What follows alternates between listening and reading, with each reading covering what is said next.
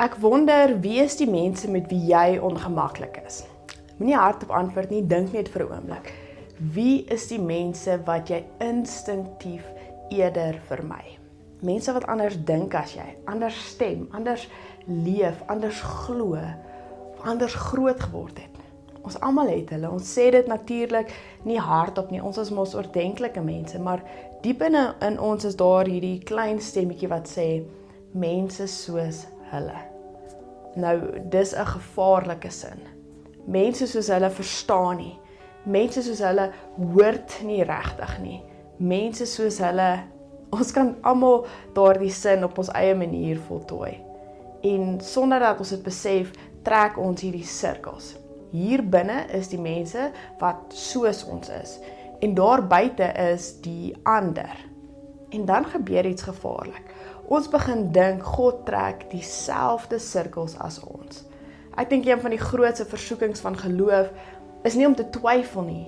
Dis om te dink, ons weet presies wie God liefhet. En nog erger, wie hy nie liefhet nie. Ons sou dit natuurlik nooit so sê nie. Ons sal sê, maar God het almal lief. Maar baie keer leef ons asof daar 'n voetnoot daaronder staan. Voorwaardes geld. En dit is presies waaroor Handelinge 9 tot 11 gaan. Dis nie net hierdie 3 losverhale nie, dis een storie, die storie van 'n God wat sy kerk stadig, geduldig en soms pynlik leer dat sy liefde altyd groter is as hulle grense. En ek dink hy probeer ons vandag nog dieselfde leer. Ek het in 2013 begin werk saam met hierdie ou wat vreeslik baie gepraat het. Hy het my ore van my kop af gepraat. Dit was so erg gewees dat ek gewonder het hoe ek gaan aanhou om saam met hom te werk.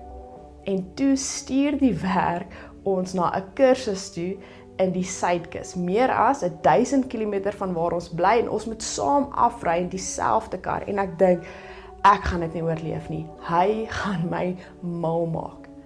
Ek het natuurlik heeltemal verkeerd geoordeel, want 6 maande later was ek en Dewald verloof. En nog 6 maande later was ons getroud. En vandag, 12 jaar en 3 dogtertjies later, is ek ongelooflik dankbaar dat my eerste indruk nie die laaste woord gehad het nie. Dit laat my wonder hoeveel mense ons dalk misloop, bloot omdat ons te vinnig besluit het wie hulle is. Nou gelukkig kyk God nie na mense soos ons nie. En dit is presies waar Handelinge 9 begin. Die eerste persoon wat God moes leer om anders na mense te kyk was ironies genoeg nie 'n heiden nie, maar die mees godsdienstige man van sy tyd, Saulus van Tarsus. En ons lees van hom daar in Handelinge 9. Intussen het Saulus soos 'n besetene voortgegaan om die volgelinge van die Here met die dood te dreig. Hy het na die hoëpriester toe gegaan en van hom bekendstellingsbriewe aan die sinagoges in Damaskus gevra. Sy doel was om al die aanhangers van die leer van die Here wat hy daar kry, mans sowel as vrouens gevange te neem en na Jerusalem toe te bring. Toe hy op reis naby Damaskus kom, het daar skielik 'n lig uit die hemel op hom gestraal. Hy het op die grond neergeval en 'n stem vir hom hoor sê, Saul, Saul, waarom vervolg jy my? Wie is u, Here? Vra hy toe. Ek is Jesus, antwoord hy. Dit is vir my wat jy vervolg. Maar staan op en gaan na die stad toe. Daar sal vir jou gesê word wat jy moet doen. As ons eerlik is, lees ons sy verhaal maklik met afstand. Ons dink, hoe kon hy Christene vervolg? Hoe kon hy dink hy doen God 'n guns? Maar miskien is dit die verkeerde vraag. Die belangriker vraag is, hoe het hy dit reg gekry om so seker te wees dat hy reg is? Want dit is die gevaarlikste deel van die verhaal. Nie sy geweld nie, sy sekerheid. Saul was nie 'n goddelose man nie, hy was 'n toegewyde mens. Hy het die skrifte geken, hy het gebid, hy het gevas, hy het sy lewe daaraan toegewy om God te dien. En tog was hy opreg verkeerd. Dis nogals ontstellend. Want dit beteken opregtheid is nie dieselfde as waarheid nie. Jy kan met jou hele hart glo jy dien God en tog teen hom werk. En Handelinge vertel vir ons dat Saul sy lewe daaraan gewy het om die volgelinge van Jesus op te spoor en uit te roei. Hy kry toestemming om Christene in Damaskus te gaan arresteer. En hy dink hy beskerm God, hy dink hy red die geloof. En deur die eeue het die kerk dieselfde fout gemaak. Mense is verneder, uitgesluit, veroordeel en soms self doodgemaak. Nie omdat mense God gehaat het nie, maar omdat hulle gedink het, hulle verdedig hom. En dis 'n ontstellende gedagte. Hoeveel seer is al in God se naam veroorsaak, deur mense wat opreg geglo het, hulle doen sy werk. Nou toe gebeur iets waarvoor Saul glad nie gereed was nie. 'n Lig uit die hemel. En hy val grond toe en hy hoor 'n stem. Saul, Saul, waarom vervolg jy my? Nie waarom vervolg jy my kerk nie. Waarom vervolg jy my mense nie? Nee, my. Jesus identifiseer homself so met sy mense dat wanneer hulle seer kry, raak dit hom. Wanneer mense verneder word, staan hy langs hulle. Wanneer mense uitgesluit word, is hy reeds daar. En dis vir my een van die mooiste waarhede van die evangelie. Jesus staan altyd nader aan die mense wat uitgesluit word, as aan die mense wat uitsluit. Maar wat my nog meer tref is, wat daarna gebeur. Jesus vernietig nie vir Saul nie, hy verneder hom nie, hy straf hom nie, hy verander hom. Want God is baie beter met herstel as met vergelding. Saul sit 3 dae lank blind in Damaskus, en ek wonder of daardie blindheid nie dalk meer as fisies was nie. Vir die eerste keer moes hy erken, miskien sien ek nie alles so duidelik soos ek gedink het nie. Ek wonder of dit nie een van die moeilikste gebede is wat 'n Christen ooit kan bid nie. Here, wat as ek verkeerd is? Nie oor alles nie, maar oor iemand, oor 'n groep mense, oor hoe ek u verstaan, oor wie ek dink welkom is. Dit is 'n gevaarlike gebed, want God antwoord dit dikwels. En terwyl Saul daar sit, praat God met Ananias, en ek hou van Ananias, want hy reageer soos enige normale mens sou reageer. God sê, gaan na Saul toe, en Ananias antwoord, Here, hierdie man maak Christene dood. Dis amper asof hy vir God probeer inlig van wie en wat hy is, asof God dalk iets gemis het, maar doen ons dit nie ook nie. Here, daardie persoon, hy gaan nooit verander nie. Daardie mens gaan nooit kerk toe kom nie. Daardie familie is te stikkend. Daardie verhouding is verby. Daardie mens is te ver weg. En God antwoord eenvoudig, gaan. Hy is my instrument. Nie hy sal eendag bruikbaar wees nie, maar hy is my instrument. God sien reeds die Paulus, terwyl almal anders nog net die Saul sien. Miskien is dit hoe God vandag ook na jou kyk. Jy sien jou mislukkings en God sien moontlikhede. Jy sien jou verlede en God sien jou roeping. Jy sien skuld, God sien genade. Toe Ananias gaan, en dan sê Ananias iets wat my elke keer diep tref. Hy sê, Saul, broer, die Here Jesus wat aan jou verskyn het, toe op die pad hierin was, het my na jou toe gestuur, sodat jy weer kan sien en met die Heilige Gees vervul kan word.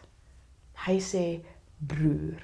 Nog voordat Saul iets bewys het, nog voordat hy gepreek het, nog voordat hy sy lewe reg gekry het. Dis hoe genade werk. God wag nie dat ons eers verander, voordat hy ons sy kinders noem nie. Hy noem ons sy kinders en daaruit begin die verandering. Dis die eerste groot verrassing van hierdie verhaal. God skryf nie mense af nie, hy herskryf hulle. Maar die storie is nog nie klaar nie, want as Saul se wêreld nou uitmekaar geval het, staan iemand anders se wêreld op die punt om te verander. 'n disipel, 'n apostel, 'n leier van die kerk, Petrus. En ironies genoeg gaan dit vir Petrus moeiliker wees om sy grense prys te gee as wat dit vir Paulus was om sy sonde te los. Want daar is meer as een manier om ver van God af te wees. Jy kan ver wees omdat jy rebelleer, maar jy kan ook ver wees omdat jy so seker is, jy is reg, dat jy nie meer kan sien wat God besig is om te doen nie. En dit is presies waarheen die Heilige Gees vir Petrus gaan neem. Petrus is ongeveer 10 jaar lank al 'n volgeling van Jesus. Dink net daaraan. Hy het saam met Jesus gestap, hy het hom sien mense genees, hy het die kruis beleef, hy het die opstanding gesien, hy was by Pinkster. En tog trek hy nog steeds dieselfde ou grense. Dit laat my asemhaal en moed skep. Want dit beteken disippelskap is nie 'n oomblik nie, dis 'n leeftyd. God is nie net besig om ons gedrag te verander nie, hy is besig om ons manier van kyk te verander en dit vat tyd. Petrus is in Joppe, dis middag, hy raak honger en terwyl die kos voorberei word, raak hy aan die slaap en toe droom hy. En ons lees daarvan in Handelinge 10. Hy het die hemel oop gesien en iets soos 'n groot doek wat aan sy 4 punte neergelaat word, sien afkom grond toe. Daarin was van al die 4-voetige en die kruipende diere van die aarde en van al die wilde voëls. Hy hoor toe 'n stem vir hom sê, kom Petrus, slag en eet. Maar Petrus sê, nooit nie Here, ek het nog nooit iets geëet wat onheilig of onrein is nie. Dis nogal 'n vreemde sin.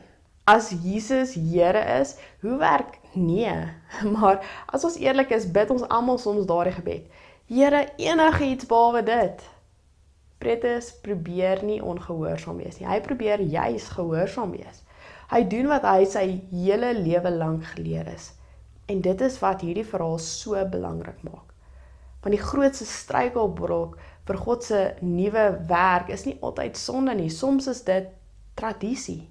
Soms hou ons so styf vas aan hoe God gister gewerk het, dat ons nie kan sien wat hy vandag doen nie.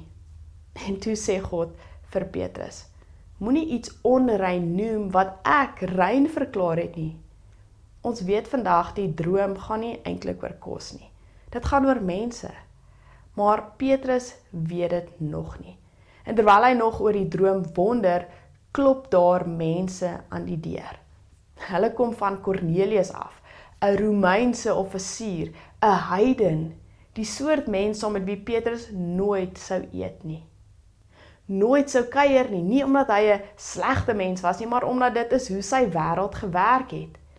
Ek dink ons onderskat hoe moeilik dit is om jou wêreldbeeld te verander. Dis nie net om van jou opinie te verander nie, dis om te erken, miskien was my prentjie van God te klein. En niemand doen dit maklik nie. Tog gee Petrus die eerste tree. Hy luister, hy vertel vir hulle van Jesus en nog voordat hy klaar gepreek het, word die Heilige Gees uitgestort. Op heidene, op Romeine, op mense wat volgens almal se verwagtinge nog eers 'n paar hekkies moes oorsteek. Maar God wag nie. Hy vra nie toestemming nie. Hy hou nie eers 'n vergadering nie. Hy gee eenvoudig sy Gees. Dis asof hy sê, ek sal besluit wie welkom is. En dit is dalk die grootste verrassing van die evangelie. Ons dink mense moet eers verander, dan sal God hulle aanvaar. Die evangelie sê, God ontmoet mense en dit verander hulle. Genade kom eerste, dit was nog altyd so. Toe kyk Petrus om hom, na Cornelius, na sy familie, na sy vriende, na mense wat hy sy hele lewe lank as die ander gesien het. En hy sê, nou besef ek waarlik dat God niemand voortrek nie. Nou, nie toe Jesus saam met tollenaars geëet het nie, nie toe hy die Samaritaanse vrou ontmoet het nie, nie na die opstanding nie. Nou, selfs Petrus moes nog leer. En dit gee my hoop. Want geloof beteken nie jy het alles uitgewerk nie. Geloof beteken jy bly leerbaar. Jy bly oop vir die moontlikheid dat God groter is as jou verstaan. Maar die storie weer eens eindig nie daar nie. Petrus gaan terug Jerusalem toe. Hy dink seker die gemeente gaan saam met hom bly wees. Hulle is nie. Hulle kritiseer hom. Nie omdat hy verkeerd oor Jesus gepraat het nie. Nie omdat hy die evangelie verander het nie, maar omdat hy by heidene geëet het. Is dit nie ironies nie? Jesus het sy hele bediening lank mense rondom tafels bymekaar gemaak. En die kerk beklei steeds oor wie by die tafel mag sit. Petrus probeer nie die argument wen nie, hy vertel eenvoudig die storie. Hy vertel wat God gedoen het. En uiteindelik luister die gemeente en hulle sê, dan het God ook aan die heidene lewe gegee. Ek dink dit is dalk die grootste wonderwerk van hierdie gedeelte. Nie dat Kornelius die Heilige Gees ontvang het nie, maar dat godsdienstige mense bereid was om te erken. Ons het nie geweet God is so groot nie. En miskien is dit presies wat Handelinge 9 tot 11 ons wil leer. God loop altyd voor sy kerk uit. Hy is reeds besig op plekke waar ons nog nie eers gekyk het nie. Hy verras ons die heeltyd met mense wat ons nooit sou kies nie. Die vraag is daarom nie, wie is welkom nie. God het daardie vraag lankal beantwoord. Die vraag is eerder, is daar dalk nog iemand vir wie ek onruim noem, terwyl God reeds gesê het, my kind. Want die wêreld het nie nog mense nodig wat God probeer beskerm nie. Die wêreld het mense nodig wat Jesus weerspieël. Die een wat tollenaars geroep het, die een wat melaatses aangeraak het, die een wat saam met sondaars geëet het, die een wat Saul verander het, die een wat Kornelius ingesluit het, die een wat Petrus se wêreld groter gemaak het, en die een wat vandag nog sy kerk nooi om dieselfde te doen. Want uiteindelik staan daar in Johannes 3 vers 16 nie, God het die kerk so lief gehad nie, of God het sy mense so lief gehad nie, daar staan, God het die wêreld so lief gehad. Die wêreld, mense soos Saul, mense soos Kornelius, mense soos Petrus, mense soos ek, en mense soos jy. En ook die mense met wie ons dalk nog ongemaklik is. Daarom is die uitnodiging van hierdie verhaal eenvoudig. Hou op om jou sirkel te verdedig. Volg eerder vir Jesus. Want hy stap dikwels na die mense toe wat ons nooit sou gedink het om te kies nie. En as ons hom regtig volg, gaan hy ons heel waarskynlik ook daarheen neem. Mag ons, soos Petrus, die nederigheid hê om te sê, nou besef ek waarlik.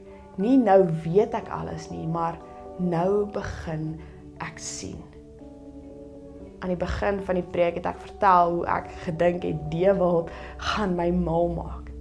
En as ek daardie eerste indruk vertrou het, sou ek vandag my beste vriend gemis het. My man, die pa van ons 3 dogters. En ek is ongelooflik dankbaar dat my eerste indruk nie die laaste woord gehad het nie. En ek wonder hoeveel mense ons dalk misloop, omdat ons eerste indrukke die laaste woord kry. Miskien is daar iemand wat jou nog gaan verras. Miskien is daar iemand wat eendag jou beste vriend gaan word. Miskien is daar iemand deur wie jy iets nuuts van God gaan leer. Miskien is daar selfs iemand in wie jy vir Jesus gaan ontmoet, as jy net bereid is om oor die grens te stap. Mag mense, wanneer hulle met ons in aanraking kom, nie eers ons oordeel ervaar nie, maar die liefde van Jesus self.